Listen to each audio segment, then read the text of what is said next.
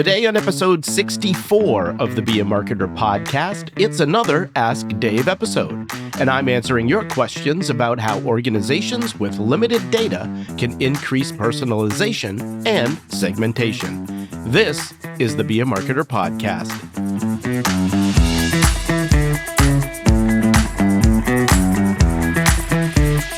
Be a Marketer. My name is Dave Charest, Director of Small Business Success at Constant Contact, and I help small business owners like you make sense of online marketing. And on this podcast, we'll explore what it really takes to market your business, even if marketing's not your thing. No jargon, no hype, just real stories to inspire you and practical advice you can act on. So remember, friend, you can be a marketer, and at Constant Contact, we're here to help. Well, hello, friend. Thanks for joining us for another episode of the Be a Marketer podcast. It's an Ask Dave episode, which means we've got a Kelsi Carter with us here today. Hello, Kelsi. Hello, Dave. How are you? I'm fantastic. Now, listen, last time I think we spoke to you, we didn't really get into much because you were trying to speak to me and be the boss of things there for a little while. But we've got some ducks in this situation now, don't we? We have some big ducks now, Dave. Big ducks. They're 5 weeks now this week. So they will be moving outside in about 3 weeks, even maybe 2 weeks. But yeah, they are huge now. They don't fit in one hand anymore. You have to hold them with a whole arm. And they're getting their adult feathers and they're starting to quack now instead of chirp. So that is so cute. Wow. So it was like the first quack that I heard. I was like, oh, my baby's first word. And I love it. Amazing. So, well, one, I'm going to need some updated pictures because I've seen them as they've been tinier, I suppose. I guess, well, it's hard to tell from a picture sometimes too, right? How big they actually are. You're going to have to do the quarter for like sizing abilities there so we know in relation to what that really looks like. So I'm wondering during this process, is there anything new that you're learning? Anything new that product-wise maybe you had to go on the search for? Tell me how that's been going. Well, it's been a learning experience with their pen right now because they quickly outgrew. I think I just underestimated how quick that they grow. So we originally had them in like a nice box setup, but they outgrew that within like a week. So we upgraded to... It was, I think, the box for their duck house. So we cut that and like made it very nice, but I didn't realize how much of a mess they made with water. So we had to put 2 water containers in there for them because they go through water now within like 4 hours and it's a liter. So they'll go through water so fast. So I think that has been an experience, but we've definitely adapted. And that's something too that I've been very impressed with us too. Is that like making the little changes and like upgrading their house has actually been a lot of fun. So I really like that. And then building their duck house was like such a fun experience too, putting that together. Well, where did you get your instructions? Are we still at the same company here in terms of figuring out how to do and build this stuff? Or are you finding new information? So the deck house was just a Tractor Supply. That was very prefabbed, put that together. I'm not there yet with my carpentry where I could just be like, you know what, I have an idea, let's build it. I need instructions first. But for Metzer Farms, I have been keeping up with them. I haven't been receiving very many emails, which I think maybe was like a missed opportunity of just as they're progressing in their weeks and they're preparing to go outside. I kind of wish that maybe I was getting some more material for that, but I've still been using like going back to their site because they do have a lot of great resources on their site. So I have just been looking into that, especially for food, because they need a specific protein percentage in their food. So that's been very particular, but their website has been helpful for that. So I think this is a good opportunity to bring up just for our listeners that it's important to really think, or it's a good opportunity to think of what happens when someone becomes a customer, because we're often so focused on getting new customers that we forget about like, okay, you know, they've converted, right? They've done the thing, they bought the thing. Cool. Now, how do I get somebody else? But one of the big things that you can do is really, really think about, and I think, you know, when we start thinking about like automation and things like that, I think this is really important to think through. How do you help someone make the best use of their purchase?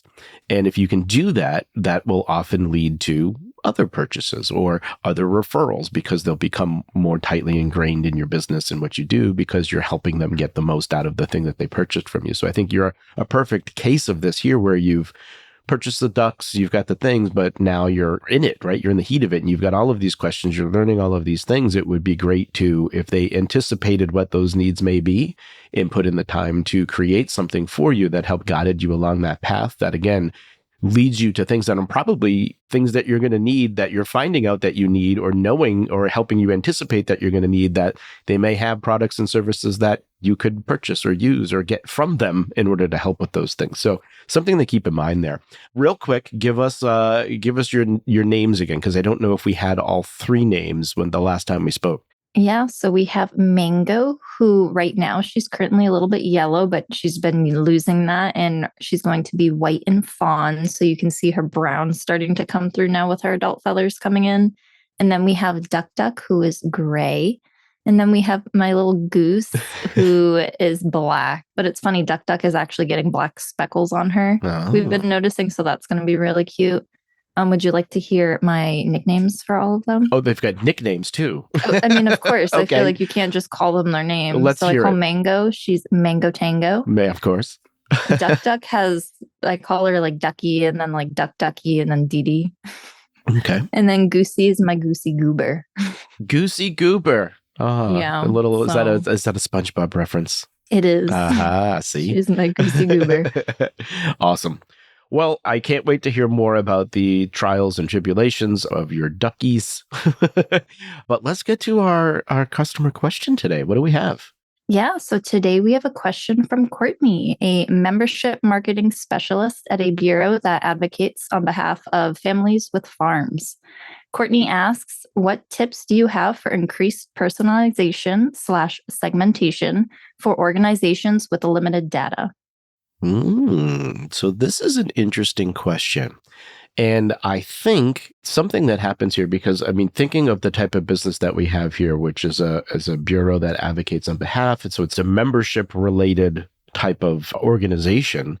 And I think actually something to note here is that Courtney probably has access to a lot more information than she may think she does. It sounds like what I'm hearing is that maybe we're not making those connections between constant contact and the stuff that they have from a membership perspective. And so I'll get to that in a second. I just want to mention, like, just one, I love this idea of thinking through one, like Courtney's thinking about the idea of increased personalization, because I think that's what we're seeing more and more these days, right? People want things that feel really relevant to them. And so when we say personalization, what do we actually mean? Well, we mean a couple of things, like, sure, right? Typically people go to the idea of thinking through something using somebody's name or some information that you know about them. But I think ultimately what personalization means today is less that and more of just sending information and sending messages and content and whatever it is that you're doing, but communicating in a way that feels really timely and relevant to the people receiving it.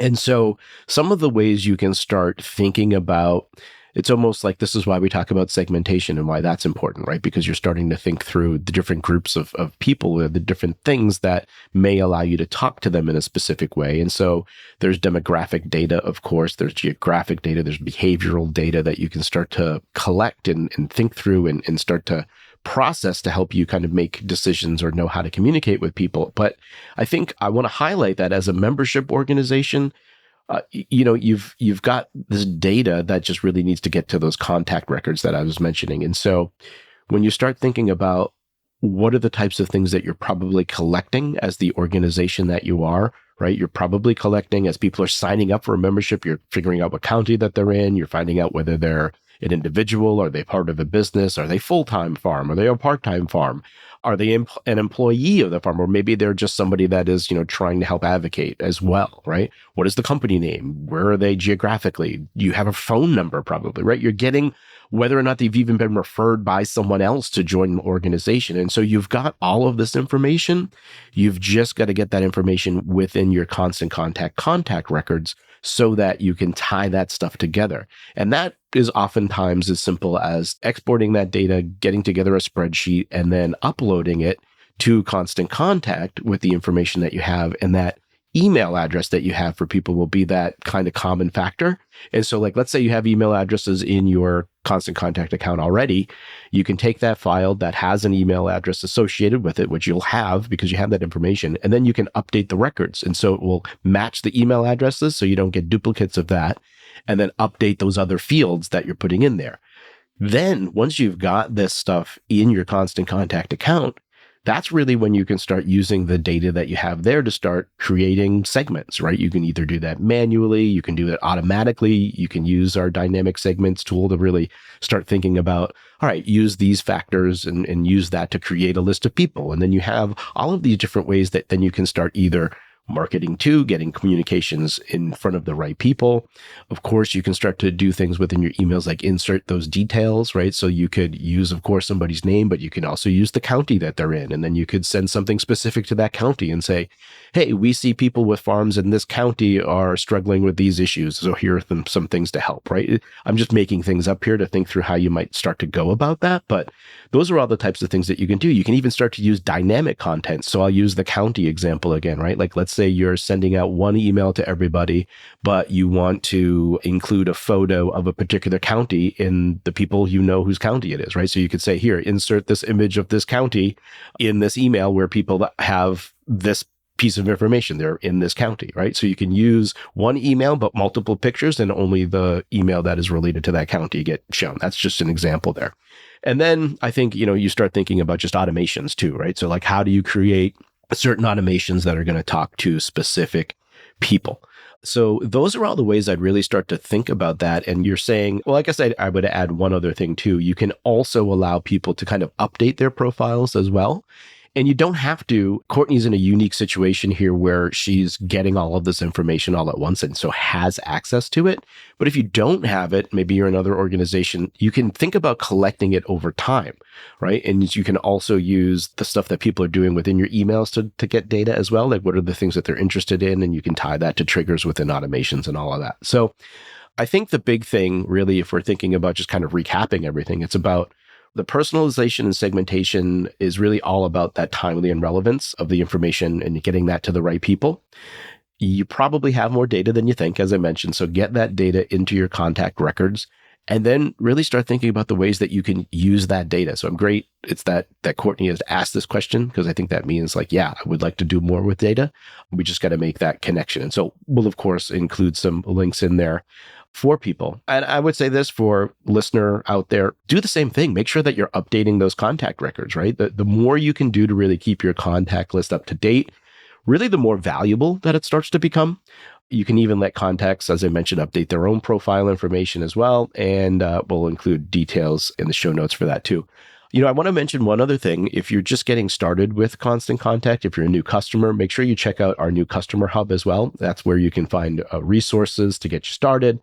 You have the ability to connect with other Constant Contact customers, and you can even find details about how you can drive in. You can drive in, maybe, and we'll see what happens. Maybe get a shake, some fries, I don't know. But you could drop in to a live Ask a Trainer session, and you can get instant help and pro tips.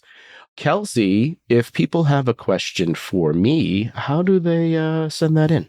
Well, if you're a Constant Contact customer, you can head right on over to the Constant Contact community to post your question for an upcoming Ask Dave episode. You'll find that link in the show notes. Excellent. Thank you, Kelsi. We'll see everybody next time. Thank you, Dave. I hope you enjoyed this episode of the Be a Marketer podcast. Please take a moment to leave us a review. Just go to ratethispodcast.com/BAM. Your honest feedback will help other small business marketers like yourself find the show. That's ratethispodcast.com/BAM. Well, friend, I hope you enjoy the rest of your day and continued success to you and your business.